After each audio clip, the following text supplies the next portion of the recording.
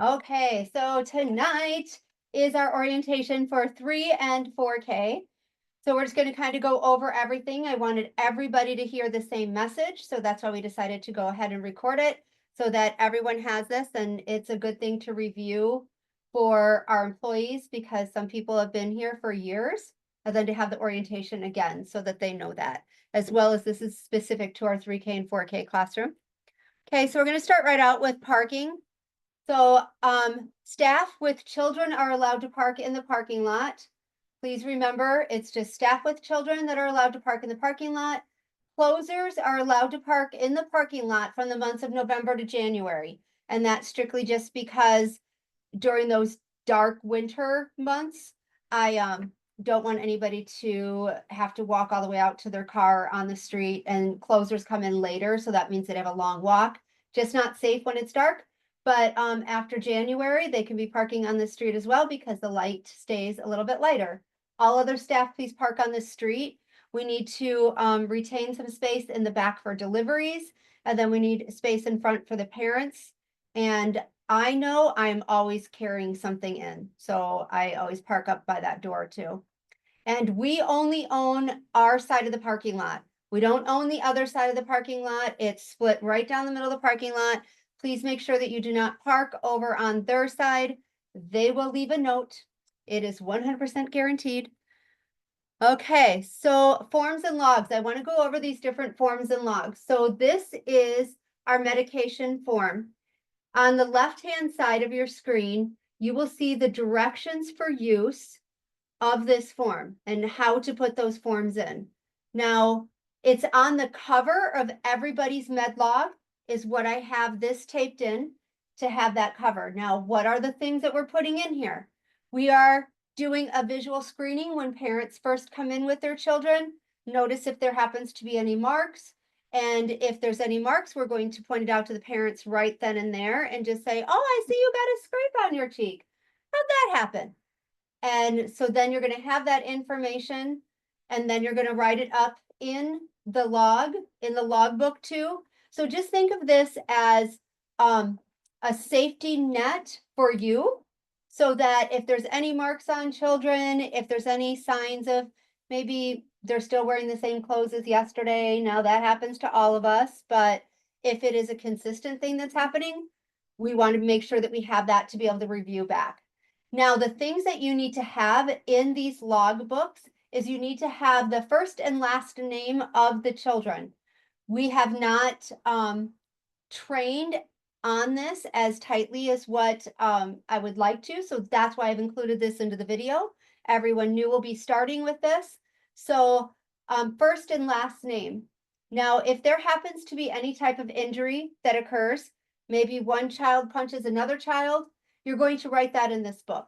But the way that you're going to wind up doing these is in two separate sections because we have to maintain confidentiality. And so if Matthew hit Michelle, so it will, one statement would say, Matthew hit Michelle, here was the situation. On this date, Matthew Lucas hit Michelle. I'm not going to go into the last names on this video, but that we hit each other. Sorry, I called out Matthew. Okay, hit Michelle Walker. Okay, so we have, so with these two, you would then have two write-ups. So you would say, Matthew hit another child. Here was the situation. Directly underneath it would be another entry. Michelle was hit by another child. So you are not, so if you're showing this to anybody, we're not having that confidentiality broken to where someone sees what happened with the other one. Now, another thing that is super important is that this cannot have a piece of paper tore out of it, and you can't use it as a notepad. All the pages are numbered, and we cannot skip pages. If you happen to miss a page when you're flipping over and maybe you grab 2 pages instead of 1, you need to make a notation on that of had grabbed 2 pages by 1, and you're going to completely draw lines on all of those 2 blank pages until then you're getting to your next. Same thing with filling your pages. So we need to fill the pages top to bottom, left to right. We need to initial at the end, or you could write your full signature. That's okay as well. But make sure you have, I don't expect you to remember all of these things, but they're in the covers of your MedLog book. So then you'll be able to refer back to that. So let's look at this one on the right-hand side. Is this correct? Does anybody notice anything on this? And if you do, feel free to take it off mute and let me know.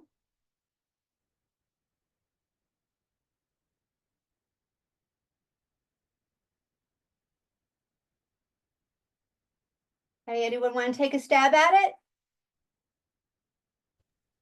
There's no last names. There's no last names. Good call. Anything else that you notice? The page isn't completely filled out from left to right in one section. That's correct. It's not from left to right. We have a variance even in here. We have an area. Let's flip to this next page. We have an area that is where I have the yellow highlights to where it indented. So those are not a space for that. On the bottom, we have 3 lines of blank paper. Can't have that. A good example is on the right side of this, minus the last names, because that is something that we have not been really doing across the board. So now the last names will be in there. But every area is filled. If you finish at the end of a line, you need to draw one line completely through. Now there was a mistake, it looks like in spelling, of how to spell forward. Please note, you can still see that that word was forward. We can't scratch it out to where you can't see what's underneath it. We can only draw one single line through. Okay. All right. So medication forms. I want to show these medication forms as well. On the left-hand side, that is a medication form that I know happened to be for an infant. And here's some things I want to point out on this. So we need the dates. We need the child's names. On this particular one, they wrote Tylenol. I don't know what kind of Tylenol that is. I don't know if it's infant Tylenol. I don't know if it's child Tylenol. We need to be specific with the type of Tylenol. The parents wrote down the dosage and the time of administration. They have only administer as needed. Now that's something that happens often. They'll send some Tylenol saying, if they have an ear infection, as needed. Now, if you look down in the additional information, they wound up putting something, only provide as needed if symptoms present. May reach out on app to confirm. Do we still know what those symptoms are? We have no idea. We don't know what to look for. So for the liability for you, you need as much detail as possible. What are these symptoms? What am I looking for? What's as needed? Please note the yes, no box that I have highlighted there. If you happen to be taking this, it might be a combo in the morning that you might have different kids younger than 3K that you have in your classroom and you parents filling this out for you. If there are children that maybe it says for under 2, maybe they're doing Tylenol, child Tylenol, and it says on the box, under 2, please consult physician. That parent needs to mark that box that says, yes, I have consulted with my child's physician and I am authorizing dosage consistent with the physician's recommendation. So they need to check that box. Every medication that we get in from anyone in any age group needs to be in the original container. That means it needs to be in the box that it came. They can't hand you a box of Tylenol, a bottle of Tylenol, and it's not in the box. It needs to be in the box labeled with that child's name. And then this med form needs to accompany that medication in your med form box. Please check all of your medication boxes, because if you have medication in there that is outside of what this is, you need to discard it or be sending it home with, as soon as it's done, it needs to be sent home, or they need to redo another med form. If we do not have a current med form, we cannot have that medication in our presence. Okay, our tracking procedure. There's a lot on these sheets that I want to explain what these fields mean. So then that can help you figure out to make sure we're filling these in correctly. So if you look all the way over in the left, this is our Pineapple classroom. So we have the classroom name is up here in this section. Classroom name is right here. Schedule of staff right here. So we have the staff that is there daily, full-time, Monday through Friday. Their names are on there with a schedule. We also have the luxury of having some float personnel as well as college students that give their time to us on a flexible schedule. The names of the people that we know will be in there are on that list as well. When you come into your classroom, you need to highlight your name and that schedule. That says to the licensor that who is in that classroom, and yes, they are here. This is the tracking. If you switch shifts with somebody, you need to switch the times on your schedule as to when you are in there. We also, if you come in as a float or a breaker, you need to highlight your name, and then you need to write the time that you would come in at the top and the time that you left. Now we have some staff that go in between the two classrooms. So they're in there for the short time, then they're in another classroom for a short time, and they're back. Question has been, do I need to sign myself in and out of the classroom each time? The answer is yes, we need to do that. The licensor will need to look at your tracking sheet to determine who is in that classroom at that time.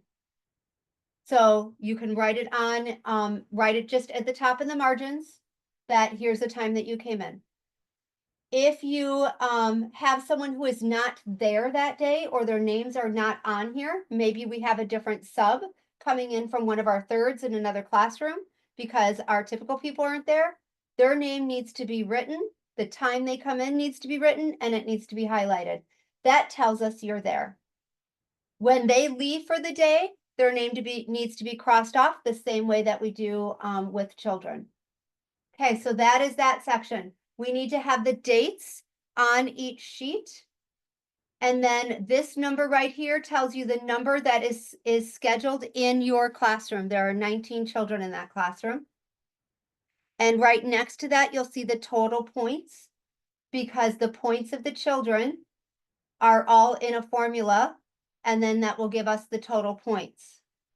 Each staff member can take up to 104 points.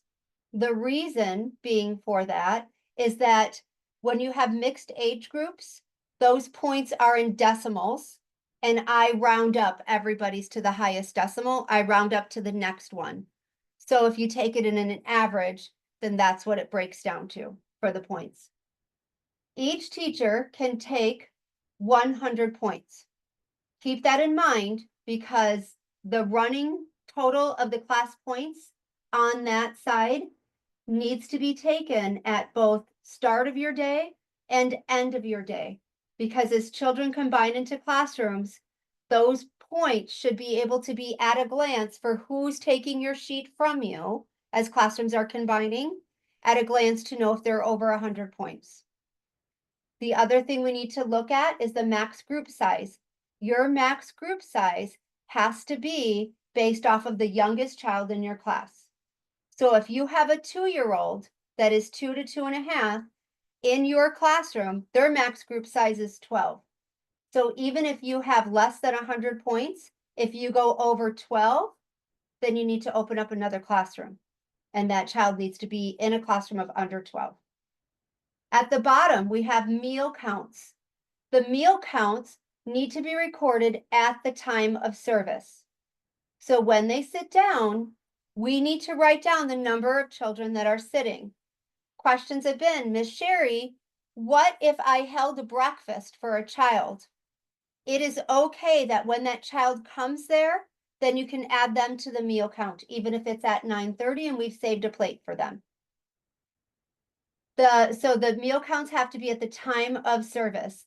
If a child calls in, let's take a look at this middle form. If we know that a child calls in, so on here I had Brinley K as a call-in. So there is a line through her that tells us that child never came in that day. We did not have it highlighted. They never came in that day. If there is a change in schedule, if a parent notes, hey, I'm going to pick up at 10 o'clock today, we need to write it on this schedule to make certain that everyone knows. And that goes for if they're staying later, if it's been approved that they're staying later than their time. This way, anybody that has your sheet, even if you've left for the day, knows if a child was already scheduled to be there later that day.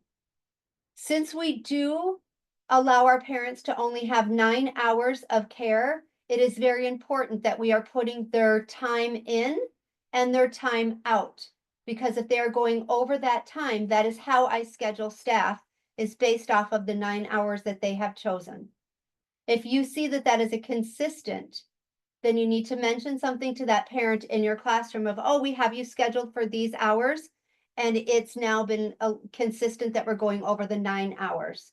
Do you need to adjust your 9 hours to cover that end of the night by coming in later? But they are allowed 9 hours. They all know that. At the end of the night, this third one is what it should look like.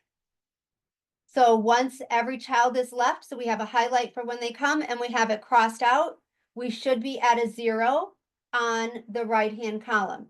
Now, real world, you're in the classroom, 15 kids pick up at once, right? So first we're going to attend to the children. Then we will go back and to the best of our memory, we're going to write down when we thought that those children left. Okay, our licensing rules and policies. This is where it's kept. So prior to 2023's release in March, the licensing rule book had not been touched or updated since 2019. So this is a pretty big deal that we have a new licensing rule book. We also have, if you see on the left-hand side, you see these tabs that are here. So we have the parent orientation, their center policies, as well as the staff policies. You're going to want to look through those. If it is something that you would like both of those sent to you in electronic form, just stop in our office and let us know that you'd like to have those. You need to be aware of what the policies are for the parents so that you can help enforce those in your classroom. We keep our licensing rule book next to the checkout station. You are welcome to grab that and look over the rules. The rules, they've gotten rid of some rules since then, and then they've refined some rules down, and there was a lot of redundancy in the licensing books that they had. We have chosen to display our licensing rule book with commentary. What that means is underneath certain rules, you will see a box, and in that box will have more detailed explanation of what they mean by that rule. Emergency plans need to be posted by your door. So that is for your fire and for your tornado evacuations. Those need to be posted by the door. And when you have new staff come into your classroom, please point that out to them so they know where those emergency paths are. It's also good to be posting your daily schedule by your door. And I like what the Pineapple Classroom did with this, of also having their cleaning list, their cleaning schedule right by that door. I also like that we have 2 languages next to the light switch. So programming, let's get into what programming is. Interaction, interaction, interaction. Yes, I said it 3 times because that is why it is so incredibly important. Everything is based off of interactions, right? We can't get anywhere else if we are not interacting with the children. How do I do this? How do I have these interactions? Most often, we think of interactions during the time that we are doing our lesson plans. We are interacting with them. That's not where it's at. Where it's at is in between your lesson plans. That's when you need to be having these interactions. That, as human beings, we wind up falling into that being the time that we might have a free choice. Free choice is not your friend. Free choice is not chaos. That everything is open. Free choice is areas that you are going to interact with the children in those areas. So human nature is going to have the children be doing some free choice, and we as adults, that's time for us to be able to chat. That is not what we get paid for from our parents. The interactions with the children is what needs to be going on in those in-between times. So we're building relationships in our 3K and 4K classroom. A quality 3K and 4K classroom has a mix of one-on-one experience, small group, and large group. One of the things that's very difficult to get in is one-on-one experience. So that one-on-one experience is the thing you need to be focusing on. How can I do this? So if I have other children, maybe there's one center that they can handle on their own, and another teacher is in another center, I can go over by where the children are sitting with the books and see if someone would like me to read them a story with them on my lap. That is a one-on-one interaction. We need to have a well-balanced of all of that. I have some lovely videos for you to be able to watch that will then help to illustrate what these are. So interactions matter. Serve and return is what this is called in interactions. And these are, you're going to hear something about a class scoring system. That is a scoring system that you will be able to have that will be coming in, will be meaning myself or Nikki, the program director, that will be coming in to help do this little survey of in your classroom while you're interacting to help you be able to fill in those pieces of that. I just ordered it. That's the survey of that will be coming through so that we can be helping refine those interactions. But let's watch a couple short videos.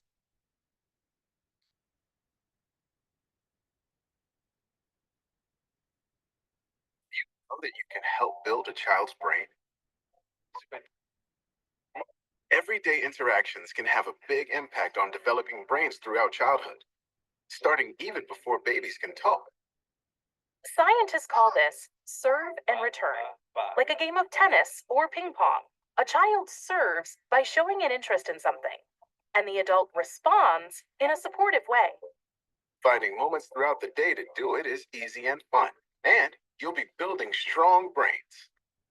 You can use 5 steps to practice serve and return with any child. Step 1, share the focus. When a child is interested or curious, you can see it. What's this? It's a stroller. Watch this child look at something in a book. Right there. Pointing shows interest. Cow. So does making a sound, like this child. And mom is paying close attention. See baby moving those little arms and legs and focusing on the ball? That's a serve. The key is paying attention to what the child is noticing. Oh, you like those guys too? Look at grandpa sharing the focus. By noticing serves, you will help build curiosity, and you'll strengthen your relationship. Step 2, support and encourage. You can return a child's serve by saying a word of encouragement. That's right. Good. Watch Grandpa return this serve by saying thank you. Thank you. Even a facial expression can encourage a child. Orange. Or emotion, A, like this U, mom dancing. Sign. A. You can also pick up the object that the child is pointing to and bring it closer. We need help to sit her down. Things like helping and playing with the child let them know that their thoughts and feelings are heard and understood.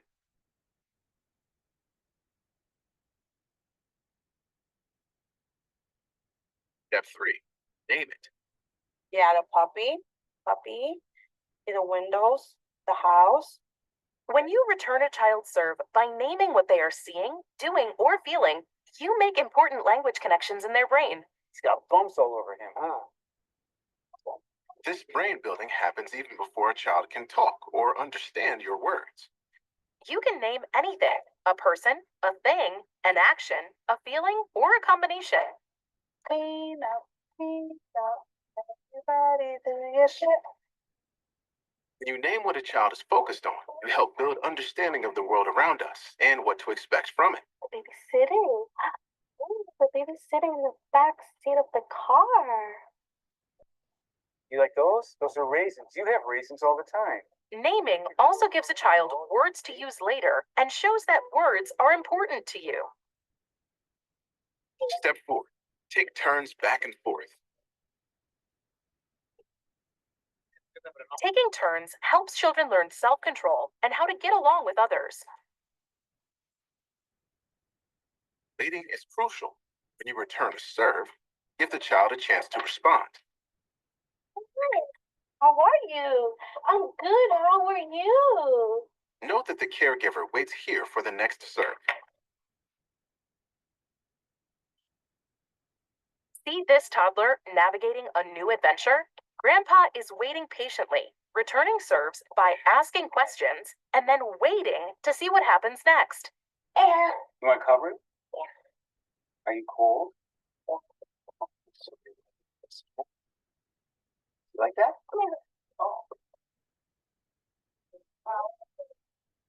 By waiting, you give the child time to develop ideas and build confidence and independence.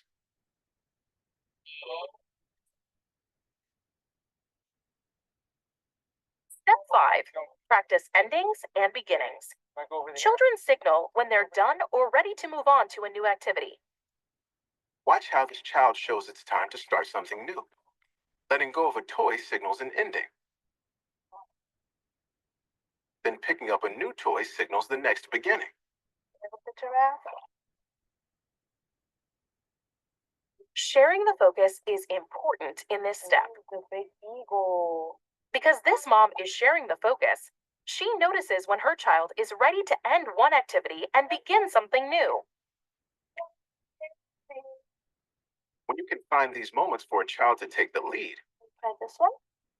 you support the child in exploring their world Do you like to play with something else? and make more serve and return interactions possible. Serve and return interaction is critical for a child's developing brain. And the best news is that you can do it anytime, anywhere, without any need for toys or technology. Look for small opportunities throughout the day, like while you're making a snack or while you're grocery shopping. What matters most is that you're doing each of these 5 steps. Notice the serve and share the child's focus of attention. Return the serve by supporting and encouraging.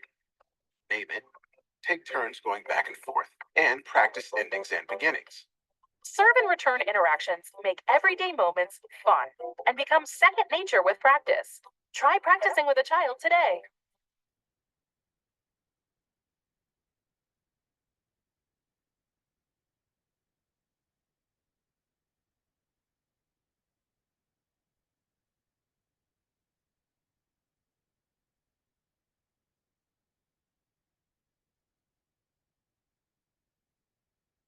Okay, so few examples for 3K and 4K of ways that you can interact.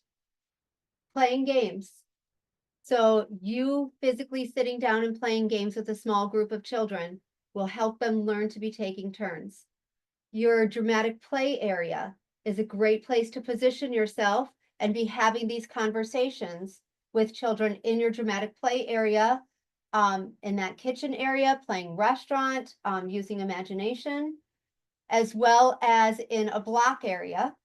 That is great too, even during free choice art, sitting at a table with them, having the interactions with anyone that might be doing some free choice art. We're going to look at the classroom interactions, and this is where that class survey, what they're going to be talking about with that, very short video.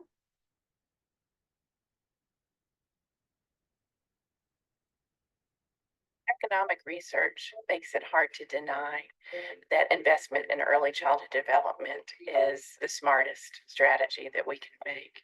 There's really no more fertile period of time for investing in human capacity. We're having a national debate right now about effective teaching.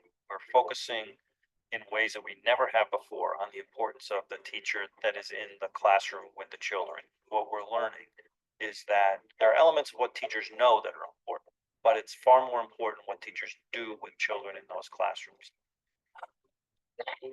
Okay, I want that. Okay. All right. Take that now, don't forget.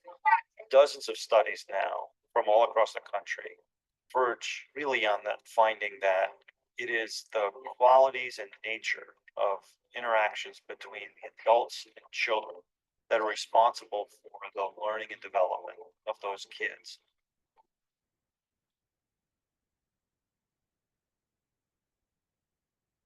There are a lot of ways to define quality. Our way of measuring quality involves observing the interactions that occur between teachers and kids in those settings. We use the classroom assessment scoring system to do that.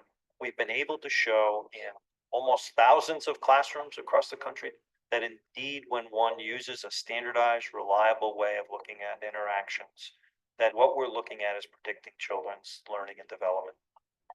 When we look at the interactions that adults have with kids, we generally think of them in terms of how emotionally supportive is the adult toward the children? How much does the adult organize the child's activity and attention and time in the classroom? And what is the adult doing to foster cognitive development and stimulate language and conversation with the children? On the emotional side of things, we're looking for how warm those interactions are. Does the teacher genuinely enjoy the child? And is there some reciprocity in that enjoyment? Oh, Fidelis said we have to cheer for him. So we got to say, go Fidelis, go Fidelis, go Fidelis, you can do it, go Fidelis, oh, you did it. A child should feel that they are supported in their growth of self-esteem, in their use of curiosity and persistence and resilience, all the types of lifelong management skills that we want every individual to have find their seeds in these very young years. Can you help me make it like this faster? Okay, first, go a line here and then point here and then make the ears. And hopefully I can. Here, that's how you do it. That's too funny. Sorry.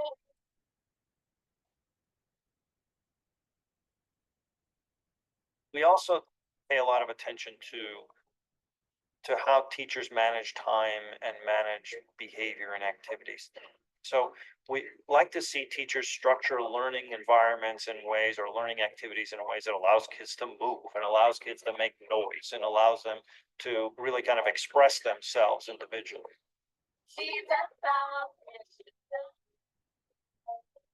I think one of the more important elements that we see of interaction are the ways in which adults provide ways that stretch the children's thinking.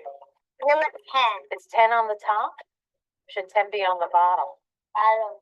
Okay, then what comes before 10? What's this one? So 10. The child might be fiddling with a puzzle or trying to learn a new word, and the teacher wouldn't give them the answer, but would just come in and try to offer some hints that would help the child perform the task at a little bit higher level, hopefully have an experience of success, and then celebrate that success together. You'll be able to show 0? No, 0. You don't have to show 0. Why? 0 is how many? How many is 0? Nothing. Come on. Show that. You know your numbers really, really well. The ability to actually measure, assess, and then support effective interactions in a classroom has given us a great opportunity.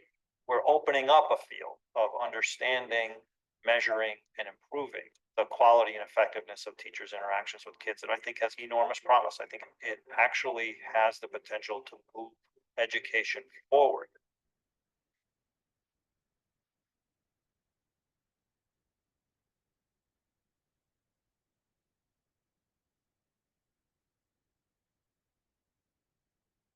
Okay, so a couple things about that, about the planning and the classroom interactions. It is something that we really have to focus on. And these interactions come through your eyes.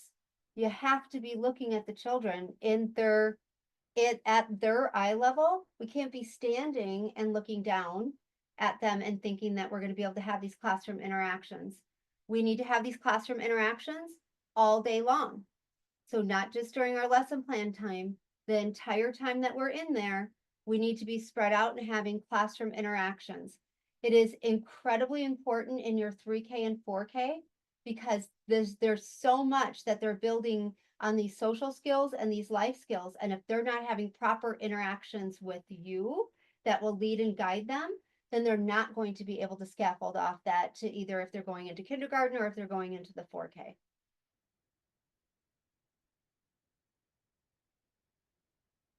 Okay, so we see two different types of teachers all the time that come through Sprout. And one is a lifeguard, and we equate them to a lifeguard. So that lifeguard will sit and watch. They're usually standing. You don't see them down interacting in all those in between times. You'll see them standing, kind of looking around, making sure kids are alive, that there's no fires going on, but there's not that interaction piece isn't there. The interaction is only during lesson plans, but it's not interacting unless it's an interaction that a child maybe has come over and asked a question, or it's an interaction of that they're doing something wrong.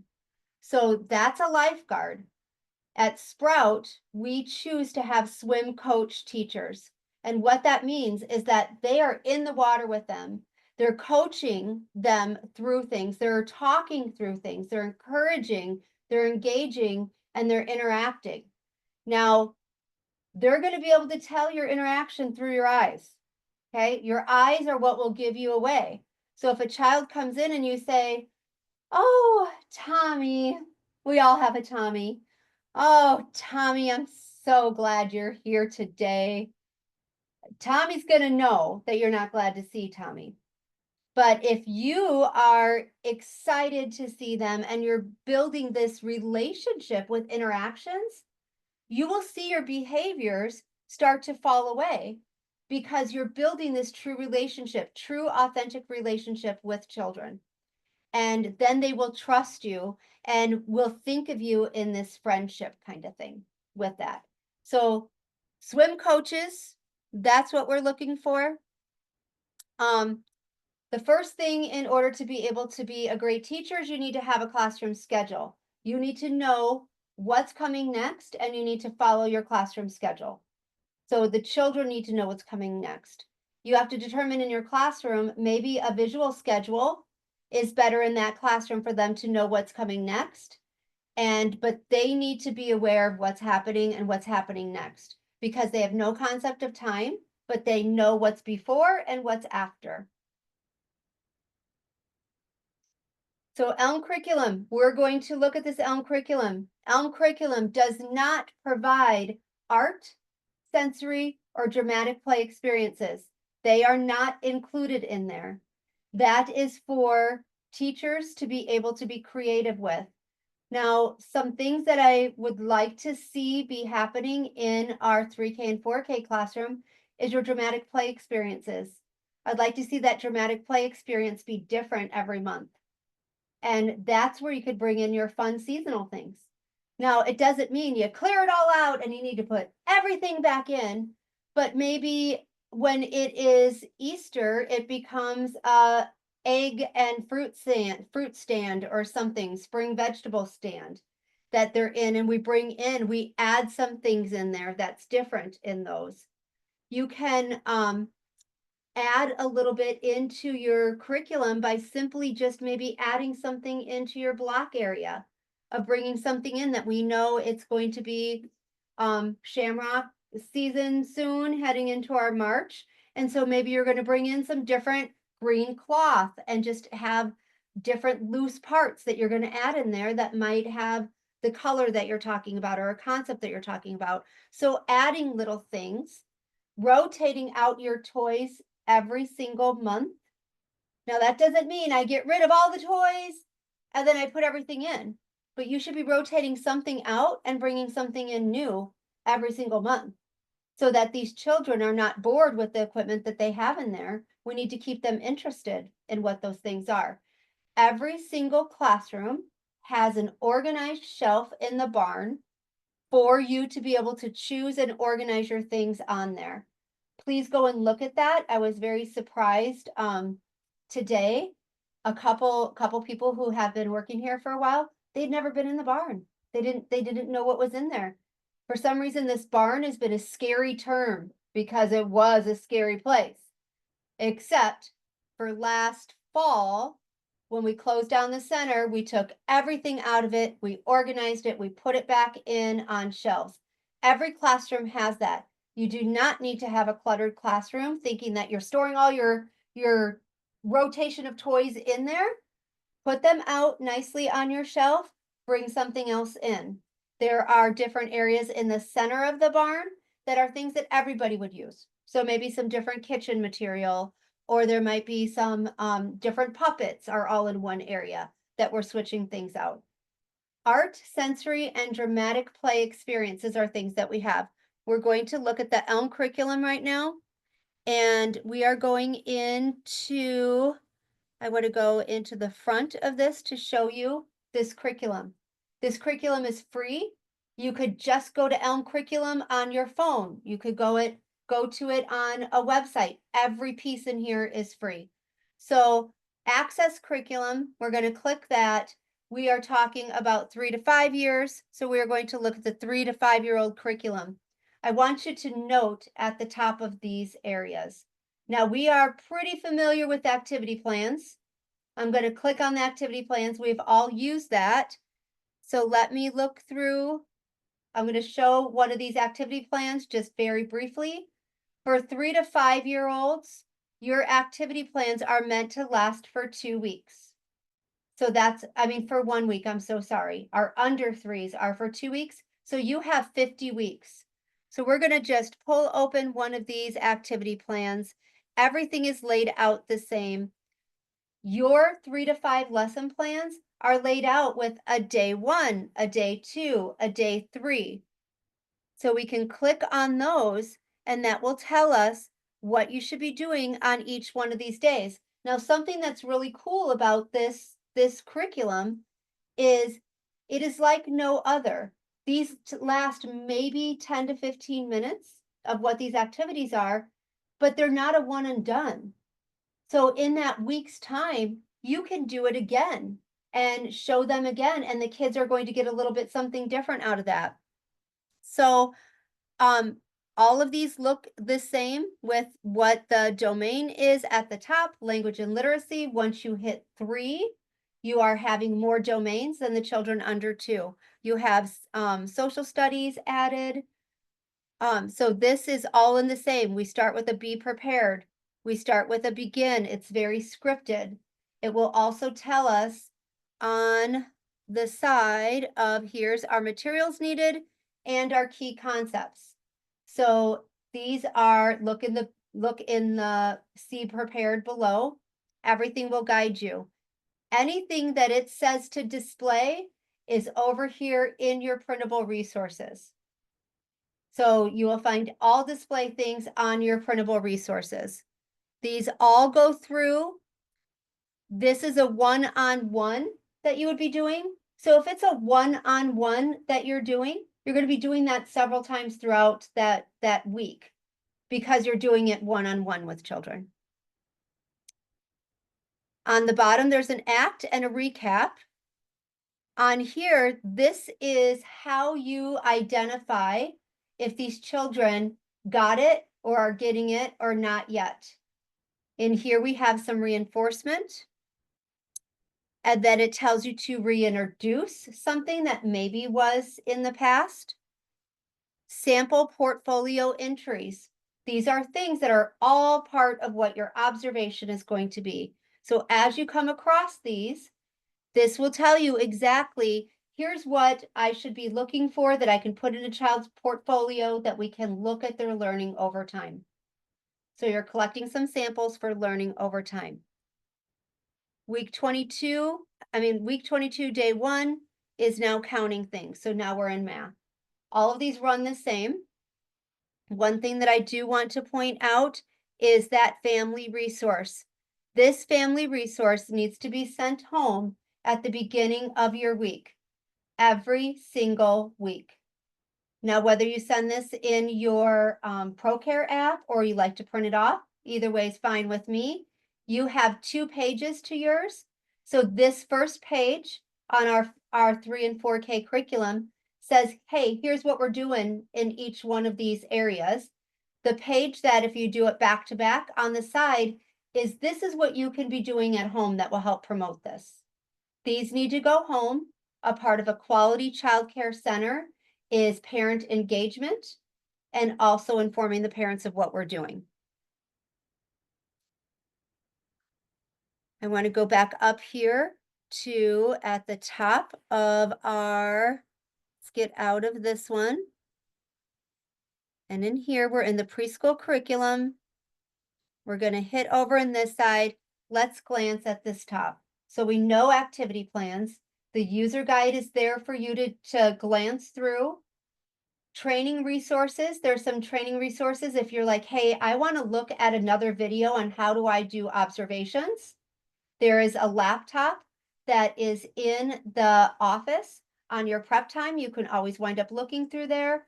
On days that you have the luxury of having 3 teachers in your classroom and maybe they're heading outside, the lead teachers can go in and they can look at these things on their computer, on the computer in there.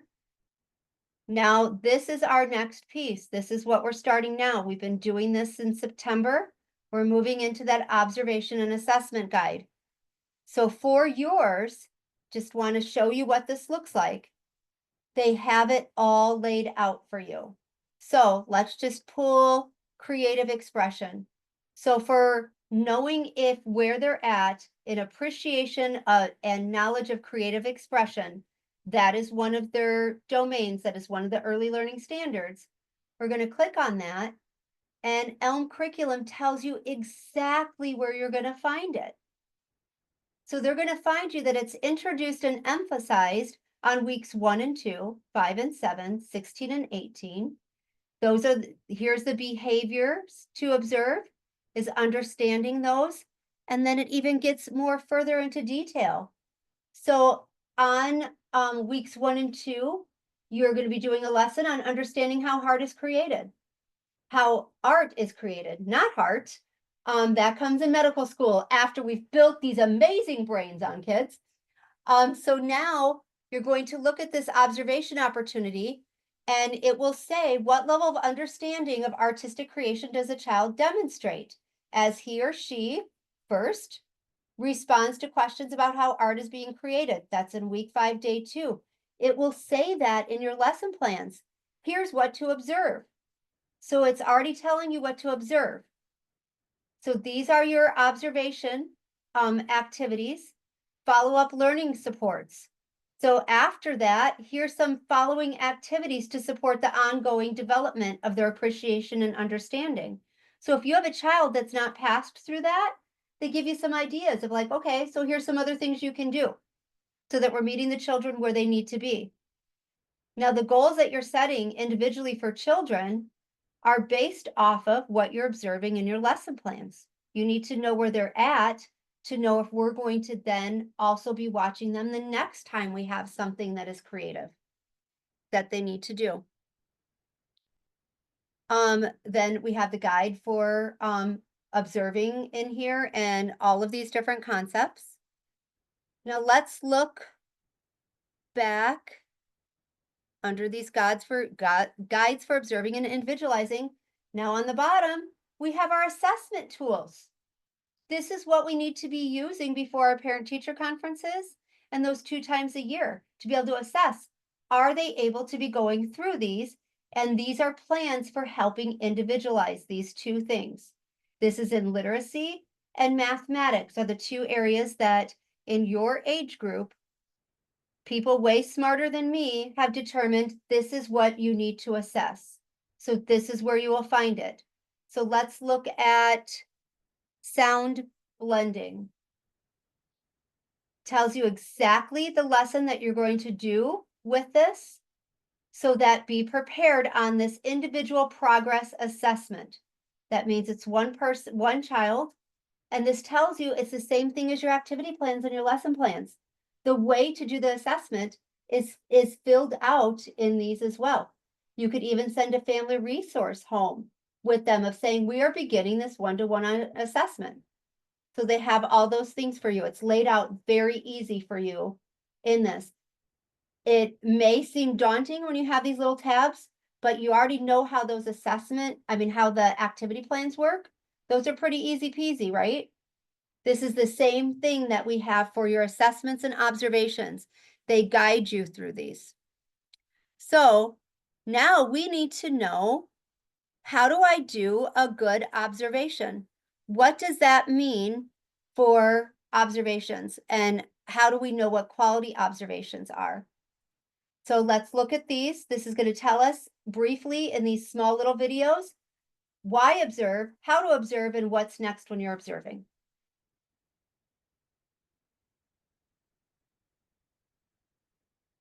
Early childhood professionals juggle lots of things at once, placing a big demand on their time and attention that can easily lead to trying to do things in a hurry or taking shortcuts.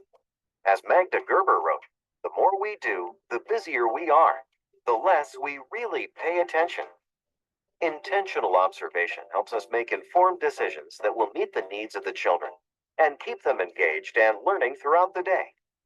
Although situations will come up that need your immediate hands-on attention, observing is as valuable as anything else you do during the day.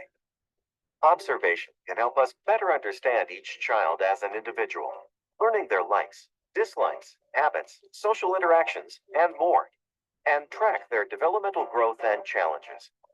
With this knowledge, we can then create an environment, schedule, and activities that will foster their success. This also means we can more effectively individualize their learning by creating emergent curriculum and meaningful activities based on their interests. Observation and the information it provides also helps us bridge learning between our program and their home. All of this leads to increased engagement and positive interactions with the children, as well as the building of their positive self-concept and self-esteem. Ultimately, observation helps us build relationships, which is at the heart of a great program. What is observing? Observation is intentional watching in order to learn, without passing judgment on what we observe. Observing means not only seeing what the children do, but also figuring out what they are learning in the process and how we adults can best support them. Observations spring from a place of curiosity and genuine interest in learning from what is observed.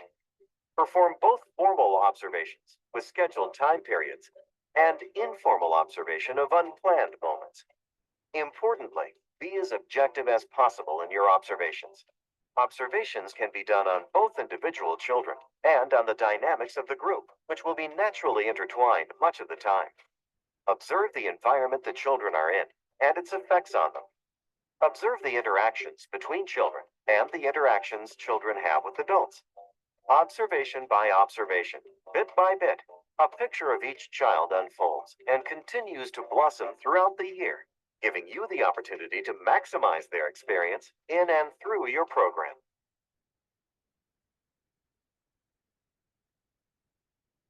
Okay, these are very short.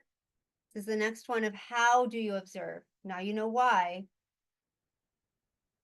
Observation by observation, bit by bit, you unveil a clearer picture of each child in your care. Let's take a look at the nuts and bolts of the process.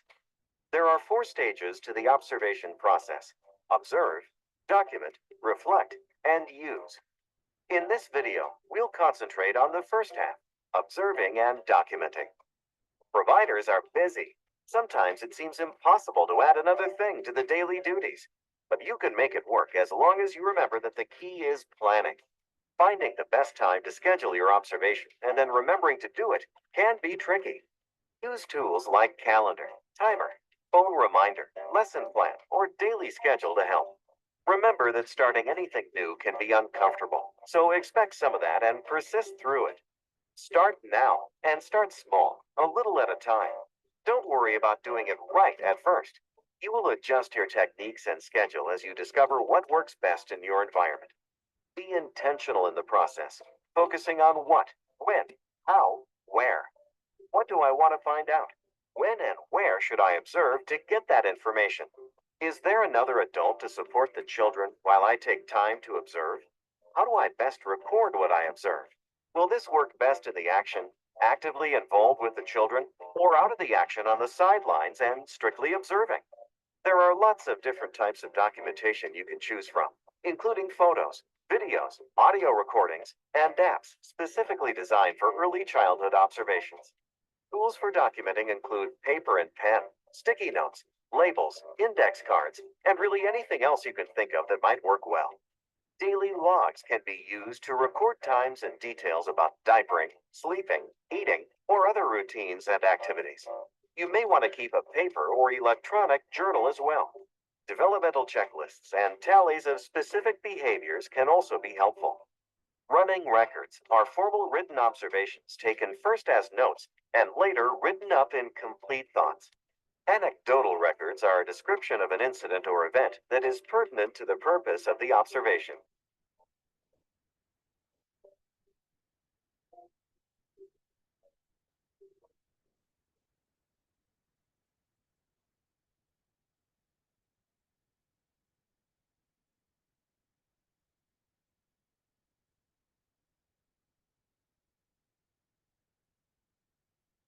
After an observation, what's next? Let's talk about how to reflect on information you've gathered and how to use that information. The first step is to reflect on what you've documented. Read back through your notes carefully and then organize them in a way that works for you, depending on what your goals were for the observation. For example, you can use this reflection time to identify and consider traits about each child, such as strengths, interests, and needs, developmental skills, emotional state, patterns of behavior, and levels of engagement. It's also important to identify any missing information that you still need to gather. Once organized, the collective information provides a better picture of each child individually, as well as a kind of blueprint for improving both their learning and their play. So, what are some examples of how to best use this information? One big way is to share what you've learned with families. Sharing information with a family about their child in a group setting is as helpful to them as it is when they share information about their child with you.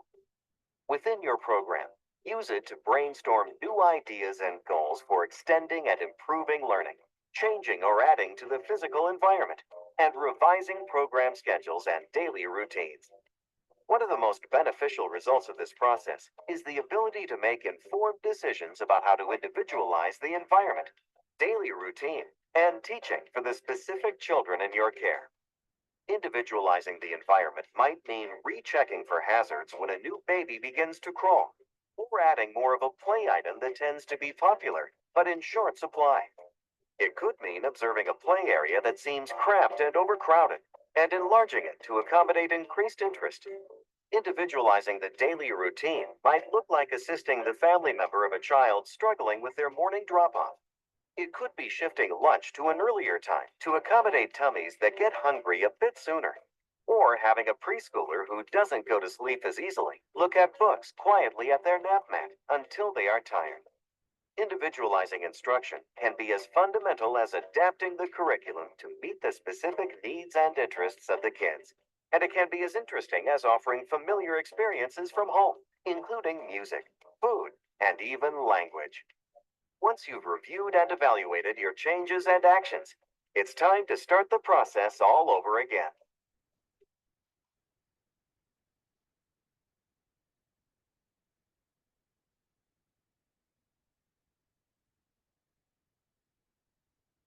Okay, so in your binders that were from the curriculum that was before that, I did do an example of ways to be able to have this observations, and it was in a file folder with half sheets of paper and the children's names on it.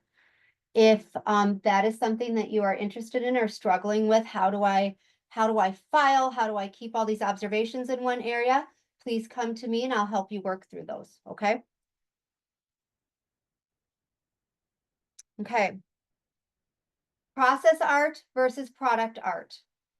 Since you are in charge of doing the creative part portion of that, a nationally accredited center and a 5-star rated center needs to be process art, not product. This is a short, fun little video that will show you what this process art is versus product.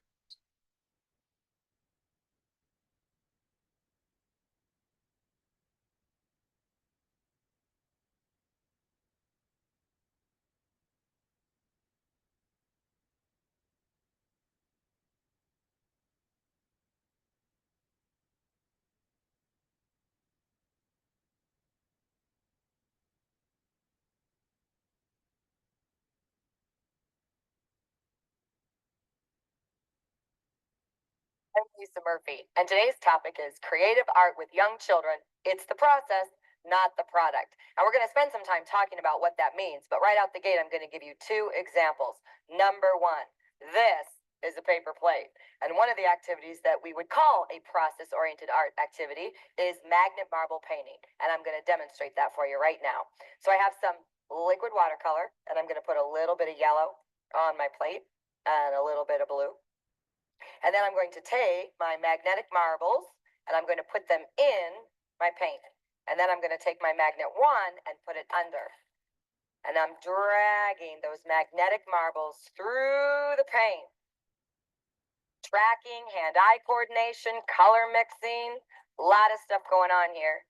And as I take off the marbles, this is what we'd hang up on the wall. If your program actually displays children's art, this is what you'd hang up. I'm giving you permission from this point forward that you don't have to cut it out into the shape of a fish.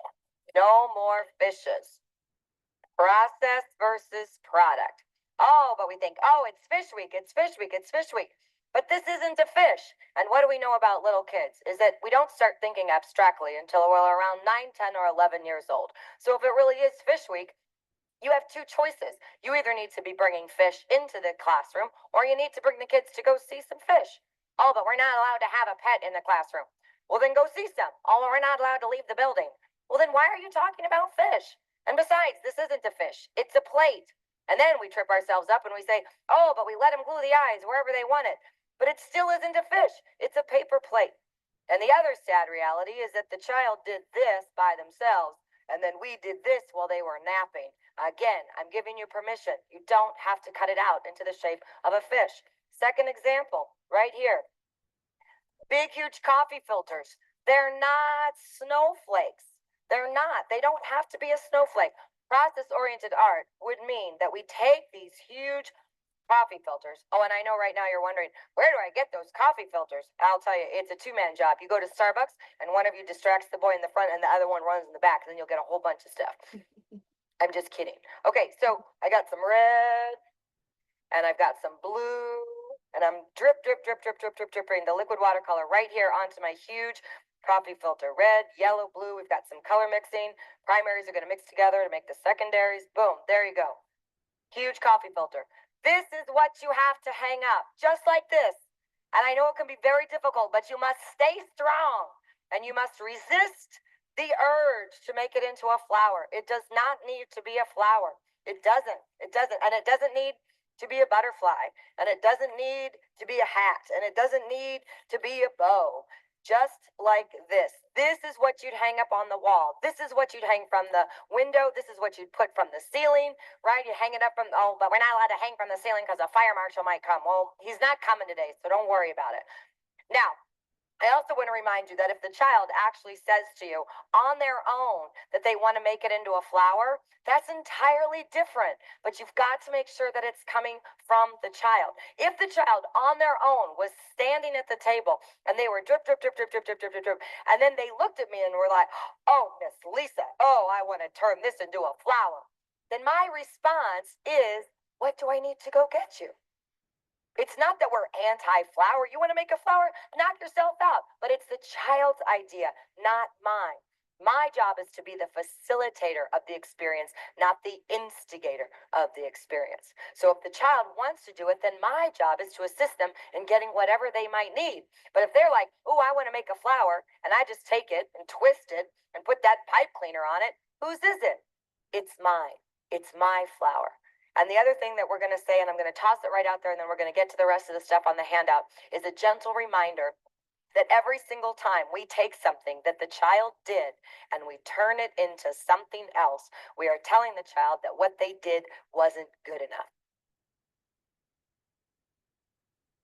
So her last words in that video had such a profound effect on me because I used to be that person. I used to be like preparing the scarecrow that's made out of all the different shapes. And it's like, but they could put those shapes wherever they wanted. But here's the round circle for the head, but you could put it wherever you want. That's my art. It wasn't their art. Or I would have a big piece of paper that they made a collage, and then I would cut it up into hearts or whatever it was that I was doing. I was a person that used the coffee filters to make butterflies with clothespins in spring and hang them from the ceiling. Never ever did it dawn on me that the message that I'm sending to these children is that they are not good enough, that what they did was not good enough. So let that sink in. Art should be something that needs to be explained. In the 3K and 4K classroom, your art should have dictation on it as well. Twofold, it's great language skills. And this also is for our 2-year-old classroom. So great language skills that they have that, but it also helps your parents out because the process art, you should have no idea what it is. But if you ask a child, what is this? What did you make? You write on there exactly what they say and then have their name on it. And that is a hoot. So it's always super funny to see what that is, but get some pieces of dictation that are in that as well. But process art is what we like to have at Sprout. Okay, so we value our quality educators. We are, without a doubt, hands down, the top of our field in La Crosse County. So this has 100% been proven by not just that we know that we're the top in La Crosse County, but we are invited consistently to either train others, sit on panels and talk about the success that we have at Sprout, as well as having a visit by the governor strictly for our innovation. The governor went out to lots and lots of childcare centers and went out and visited at childcare centers. There was not a single childcare center that he went to that he spent 2.5 hours at, like he did with us. And then invited me to sit in one-on-one with him to have a one-on-one discussion with things afterwards. So it has now been 3 times that our center has been recognized and asked to meet with the governor or legislatures that he has there. That is the reason why you see people who want childcare excellence at the top of what their campaign is. And I'm a Republican. I don't care who is what. If you are going to support childcare, you can definitely come to our center and talk about it. But we have had many press conferences of where the childcare reform or something that's happening with that has been announced at our center. So, and this is what we demand of our teachers. And this is why you guys are in this elite pool of people. So we saw something in you that already like smacked us in the face and said, this is a quality educator. This is a person that we need on our team. So here's what at Sprout, what we define as quality educators. Strong understanding of child development. That's why we like to have people in their classroom choose what classroom they like to be in, so they become those experts of that age group. Patience and flexibility. Working with young children requires the ability to adapt to different needs, behaviors, and unexpected situations while maintaining a calm, nurturing, and supportive presence. Engaging and playful approach, strong relationship building skills, a commitment to continuous learning. It is the educator's responsibility to work through the child's emotions alongside them in a calm manner. We must model the calmness that we wish to help them achieve. So we're helping them co-regulate. Children cannot self-regulate until they are 8 years old. And that's just barely that they can start even understanding the concept of it. All children in early childhood in our field are co-regulating with us. If we're coming in at a 15 out of 10 and our heart rate is up here and we are trying to address a situation and we are up here, we are not modeling the calmness that we need to help a child learn that they can do hard things, and we will get nowhere. So the classroom procedures and responsibilities, I'm going to go over this quick. Room opening and closing combinations. At the beginning of the day and the end of the day, classroom should be combining. Now, the 1 staff per 104 points per children, opening the P room, the P's classroom opens, and they're taking all these age groups in that are until they reach 8 children, because that's the max group size if they have any children that are under the age of 2. Everything starts in there and everything should be ending in the youngest classroom because we don't want choke hazards. Now, the same way that we're combining on those first 2 hours of the day is what we need to be doing at the end of the day. So we need to have communication amongst the classrooms, right? We may hit 5 o'clock and I may have 2 teachers on our older classroom that have 30 points of kids. And then I have 1 teacher over on the other side that maybe they have 25 points of children. Those children should be combined into 1 classroom to that 104 points. They need to be combined there. So then you have the opportunity to be able to prep your classroom for the next day, grab your consumables that you need for the next day, but those need to combine down.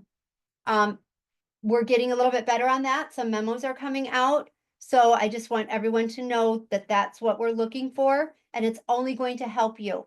So we can't provide one-on-one care in group childcare centers. So our classroom procedures, you must maintain a clean and organized classroom and the cubbies at all times. Any personal beverages that you have must be in a lidded container without contents showing to children. If you need one, they are located right in that snack cupboard. We have cups in there for you. Grab those. Any personal snacks that you have need to be kept out of sight for children and never eaten in front of children. Now, I love to bring in snacks for our staff. Parents love to bring in snacks for our staff. Those are to be eaten during your break time or when you're out of that classroom, when you're not in front of children. That doesn't mean run in, grab your snack, bring it into the classroom, and you're eating a treat in front of the children. Toys must be rotated on that monthly basis. We've already talked about that. Toys that have been contaminated need to be placed in a mesh bag and ran through the dishwasher. That preferably twice a day. Our 3K and 4K are not mouthing as many things, but there still needs to be a schedule of when are you going to be cleaning your toys? When are toys cleaned? When are your shelves wiped off? Now, anything that can go in the dishwasher gets placed in your mesh bag, and a really good time to do that is during lunchtime when you have an abundance of staff in there. The dishwasher takes 30 seconds. So putting them in your bag, running it through the dishwasher yourself, the kitchen staff would be happy to show you how to run it. It's 30 seconds, you bring it back with you. And then another time is your closing procedure. Classrooms need to stock their consumables at the end of the night. That includes restocking your milk in your refrigerators, because we may be taking stock of the milk back in the kitchen, thinking that classrooms have milk in their classrooms. And then we're scurrying at breakfast time, coming back to look for milk and leaving your classrooms to get the things that you need. So consumable items are your plates, your paper towels, look at your dispensers, look at your soap refills. Those should be done at the end of the night. And if we are combining into that one classroom, right, now we're going to have time to be able to be looking at those. Classrooms that do have diapers have to remove their garbage midday and at the end of the day, 2 times. Nobody needs to have those things around any longer. Mealtime responsibilities. We need to clean and sanitize tables before and after meals, as well as any surface that you are serving food or plates off of. That needs to be cleaned and sanitized. Some classroom, it looks like the top of a shelf. Some classrooms, it may look at the top of a countertop. Make certain that those are being done. Staff need to wear gloves to serve food. We need to be sweeping and mopping those areas. So typically a time to be doing that after lunch would be during nap time. So that may be something that you want to be looking at in your configuration of where kids are napping, because that mopping needs to make sure that it's getting done. And then we have to keep that an organized and sanitary area, and those meal counts must be recorded at the time that you're giving service for those children. Okay, common area cleaning. Everyone has a list of common area cleaning that make sure that you know where your common area cleaning is and what you are responsible for. but every classroom is also responsible to clean areas that are used by their classroom daily. So if you are using a hallway, if your glass is in your classroom, that needs to be cleaned daily. Classrooms that line hallways, the outside of the glass is still your responsibility in your classroom. That's your glass to maintain. Your cubby areas are your areas to keep clean. Okay, laundry. We now have a different laundry schedule. We communicated out to everybody. Our kitchen laundry will be going in at 9 a.m., which will be right after their breakfast, which means your lunch carts that you have washcloths on, that needs to be responsible of getting that back to the kitchen so they can get it in the laundry. So someone needs to make sure that they're getting those dishes back with them. And then the classroom whose day it is will put their laundry in directly after nap. If the washer is done, when you come in to put yours in, switch the laundry. The washer is not done, remove that laundry that you just brought in your basket, bring it back to your classroom. Our laundry is located in the Sunflower classroom, and that is their classroom. So we can't be building up all of this laundry in that area and expect that classroom to deal with it. So note what time is left on the washer, jot it down, come back when you see that time is done on the washer, and whoever happened to have things in the washer beforehand also need to note the time, because it's their responsibility to come and switch laundry. It's your classroom's responsibility to be able to put it in the washer, put it in the dryer, and then remove it from there. That is the classroom responsibility. Okay. One of the things that I did want to talk about is the washcloths. Washcloths are not meant to replace running water. Washcloths' intention is to be able to teach self-help skills of how they can wash their own face, how they can wash their own hands.